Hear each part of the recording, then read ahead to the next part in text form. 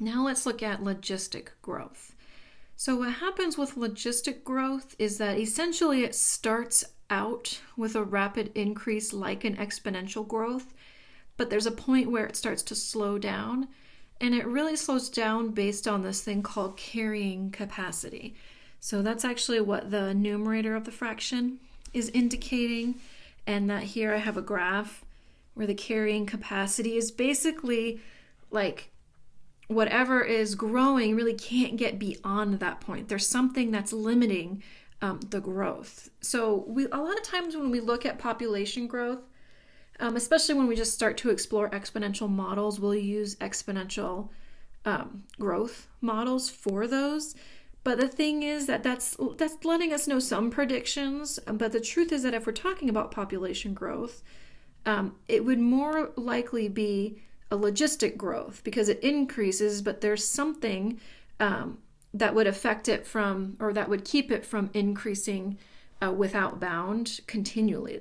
So in that case, it could be food production or space or all kinds of stuff that would create that carrying capacity.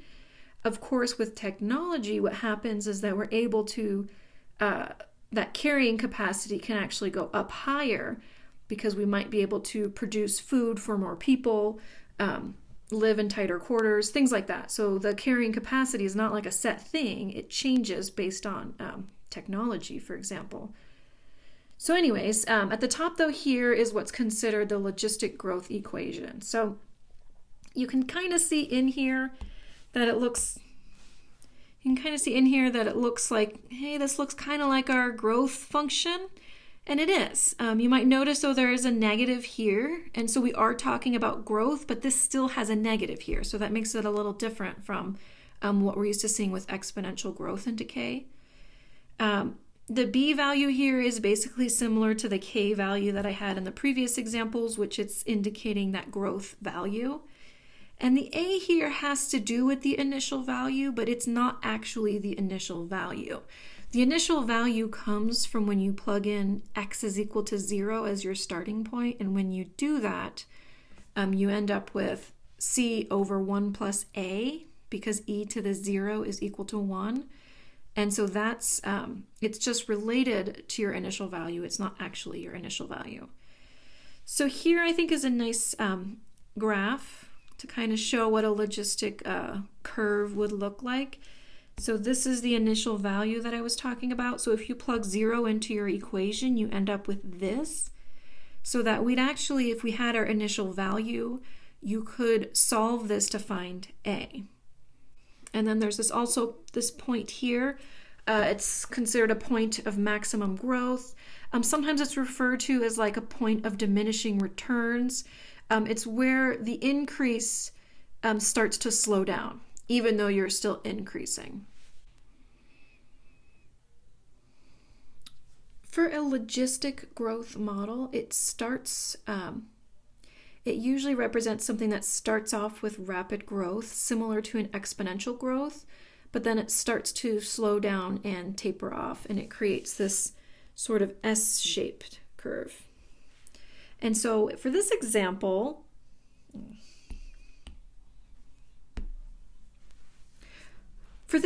I want to look at data collected looking at the growth of a sunflower. And so we've got our table of values over here. So over a certain period of days, the height of the sunflower was measured. And then we have the average centimeter height for the sunflowers measured. And then in terms of logistic growth, if you look at the average height, the increase in the average height, you'll see that in this middle area there was like the most rapid growth, and then it starts to slow down. And that's characteristic of logistic growth, which is why when you plot the values, it has that sort of S-shaped curve to the graph. So I use this data to try and create a logistic model for the growth of a sunflower. And in this model, we've got X is the days, and f of X is the average height in centimeters. And what I want to note before I do the example that I have written here is the initial value. So whether it's exponential growth, decay, or logistic, if you want to find the initial amount, you can plug in 0 to the equation. So in this case, that would be f of 0 is equal to 261 over 1 plus 25.1 and then times 0. And so what happens for the exponential is this becomes e to the 0. E to the 0 is 1 because anything raised to the 0 power is 1. So then this becomes 261 over 1 plus 25.1. So 261 over 26.1. And if we divide that out, that is 10. So it tells us that the initial height is 10 centimeters. So what we can assume here is that the plants were 10 centimeters to start with, and then we started measuring the growth after that, and that's where our data points came from. Okay, so then we want to estimate the height after 30 days. So to do that, well, 30 days means that we would plug in x is equal to 30, since x represents the number of days, and that would be f of 30, 261 over the 1 plus 25.1, and then we'll do the e to the negative 0.09 times, and then plug in 30. So when you're plugging it into the calculator, you want to be careful. Specifically recommend putting parentheses around the denominator to make sure that you're dividing by that whole part. And I'll actually show plugging it into the calculator.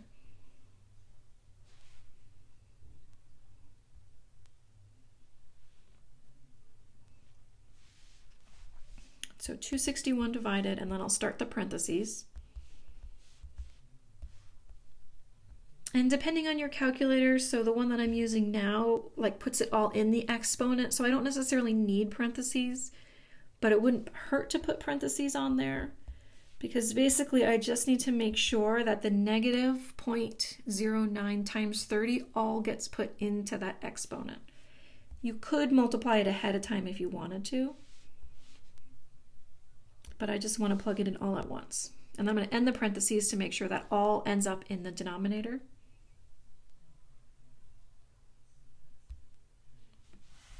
And so I get the value of approximately 97 centimeters.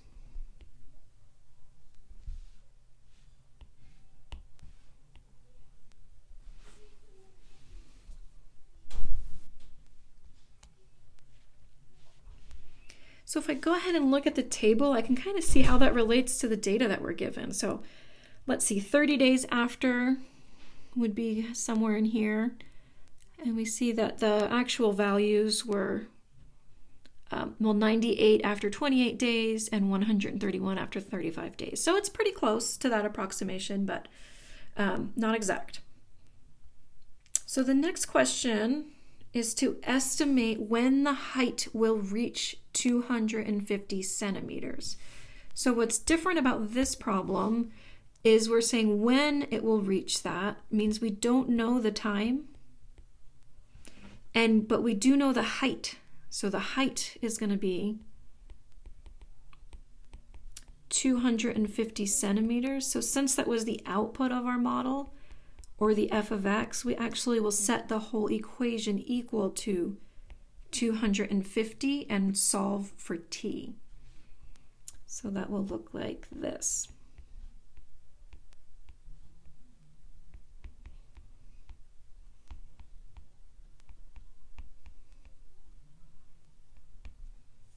And I'm just going to leave x alone because we don't know the time. That's what we're trying to figure out.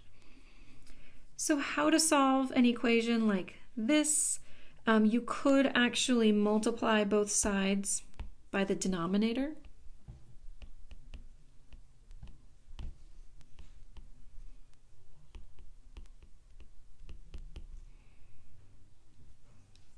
Can't really fit it, but I'm going to do the same thing over on the left side as well.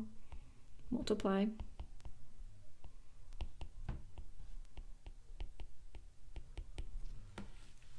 So what that would look like, on the left we have 250 times that whole denominator.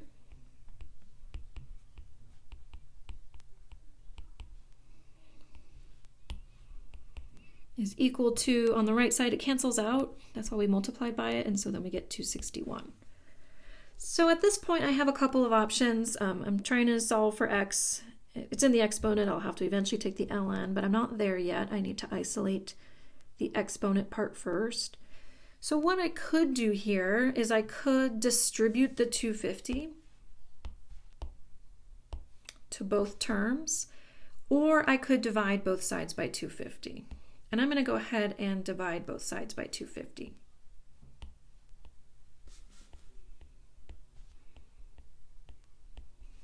Which leaves what was originally the denominator. We've now got it over on the left by itself. And then 260 divided by 250, I'll go ahead and plug that in.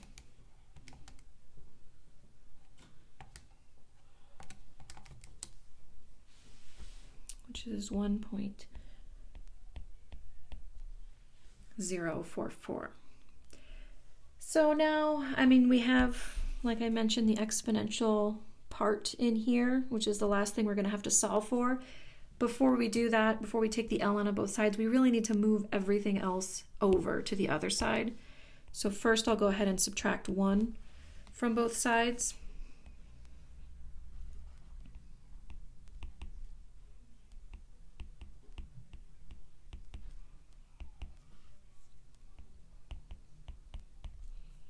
And then I can go ahead and divide both sides by 25.1.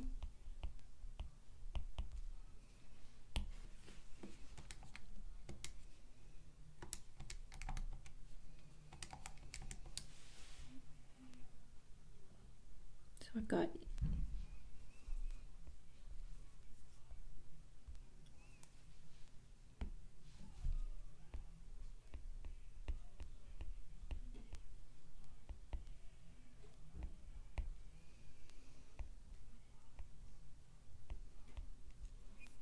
and once I'm at this point now, I can take the ln of both sides.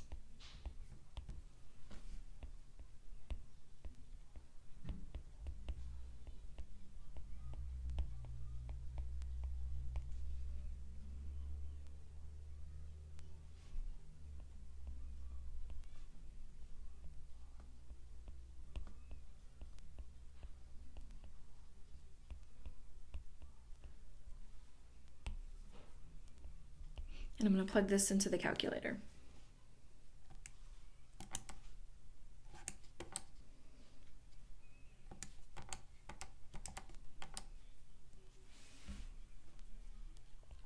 So I get about 44.9, so I'll round that to 45. And since x was in days, that would be 45 days.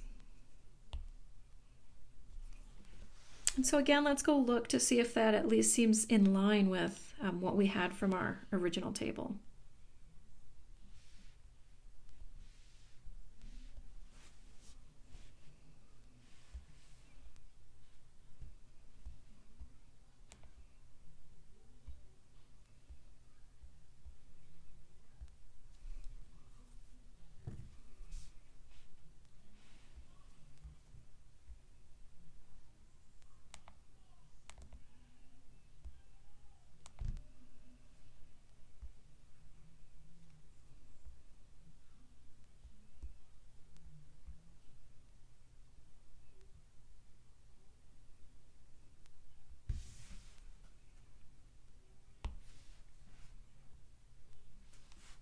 So let's see, after about 45,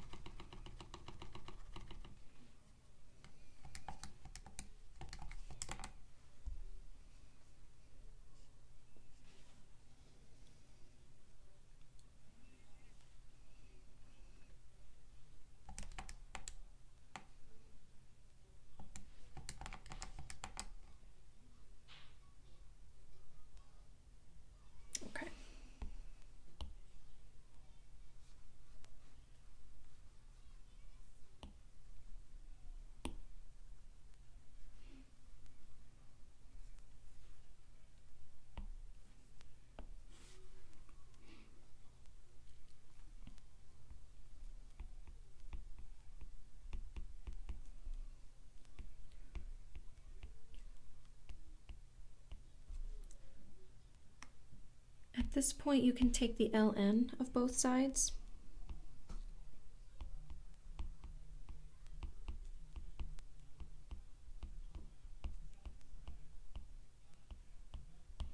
And the last step would be to divide by the negative 0.09.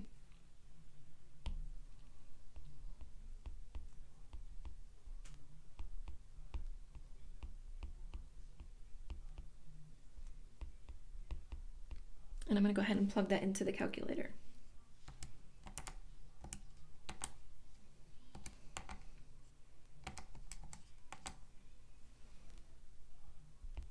And so I get about 70.5, so maybe I'll round that to 71.